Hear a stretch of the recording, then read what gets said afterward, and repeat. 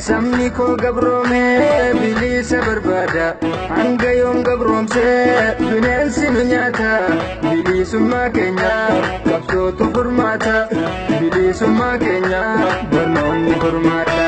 Samni ko gabrome bilisa barbada hanga yoom gabromse bineensi nu nyaata bilisummaa keenya qabsootu furmaata bilisummaa keenya barnoonni furmaata.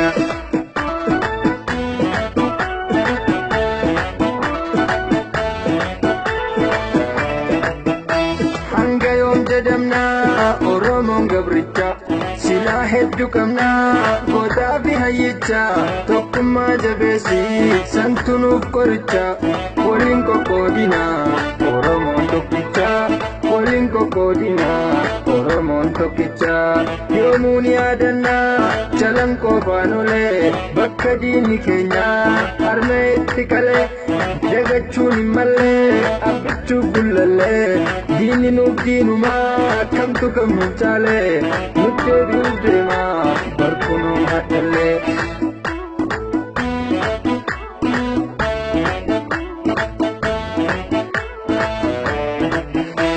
Dachiin Oromiyaa Oromoon qabeenya daangaan teenya jabuu nu hunduun dhageenya birmadhaa Oromoo kan dhiyoon fageenya nuttu qabachiisa daangaa biyya teenya. Daangaa Oromiyaa diinaaf hin gurgurru falmiyaa qomooko ilmaan taatee birru daangaa teenya cabsuu diinni nu cunqursaa diinaa harkaan laannu ilmaan baarootumsaa diinaa harkaan laannu ilmaan baarootumsaa.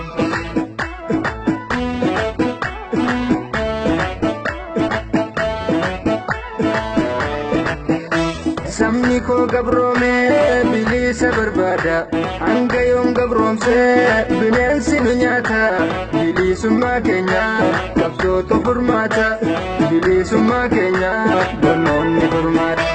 Yoomuu ni yaadanna jalan qofaan olee bakka diinni keenya harma itti qalee dagachuun hin mallee abbichuuf gullallee diinni nuuf diinumaa kamtu kam nuuf caalee nutti deebi'uuf deemaa barkunoo hadhallee.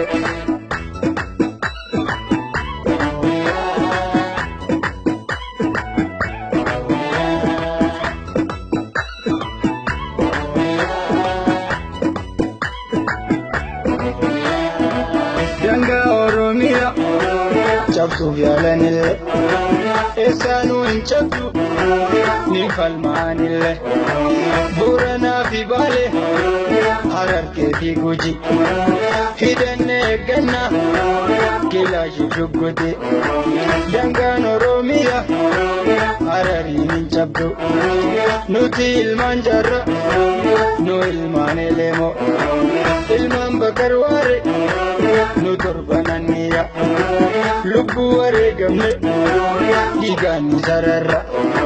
Daangaan Oromiyaa Baaleen illee hin cabdu horaanuuf dagaaga gootonni raayitu hundee teettu goota ilmaan Waaqoo guutu diinaa harkaan laati hanga lubbuun duutu. Daangaan Oromiyaa Booranaan hin cabdu ni taana waardiyya lubbuun feetes baddu. Daangaan Oromiyaa Gujiidhaan hin cabdu Kilaashtu qoricha alagaa fi galtu alagaa fi galtu alagaa fi galtu alagaa fi galtu.